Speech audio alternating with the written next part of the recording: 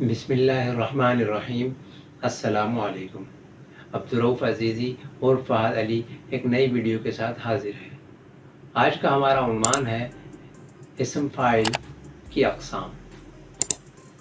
تو آئیے دیکھتے ہیں اسم فاعل کی اقسام کون کون سی ہیں اور ان کی تعریفات کیا ہیں۔ اسم فاعل کی دو اقسام ہیں، اسم فاعل قیاسی اور اسم فاعل سماعی۔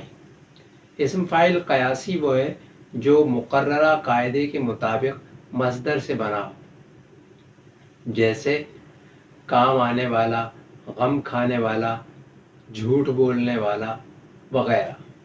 یہ تینوں اسم فاعل قاعدے کے مطابق مصدر سے بنے ہیں۔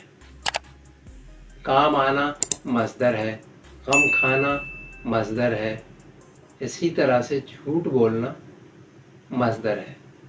تو اس سے بنے یہ تینوں اسم فاعل، اس لیے یہ اسم فاعل قیاسی کہلائیں گے۔ اور اسم فاعل سماعی وہ ہے جو قاعدے کے مطابق مصدر سے نہیں بنا بلکہ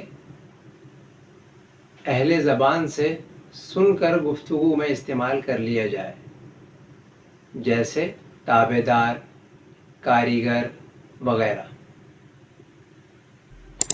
ان کا تعلق مصادر سے نہیں ہے بلکہ یہ جیسے سنے گئے ویسے ہی استعمال کیے جاتے ہیں، تو یہ کہلاتے ہیں اسم فاعل سماعی۔ امید ہے آپ لوگ اسم فاعل قیاسی اور اسم فاعل سماعی کی تعریفات سمجھ گئے ہوں گے۔ اب تک کے لیے اتنا ہی۔ اپنا خیال رکھیے، خوش رہیے۔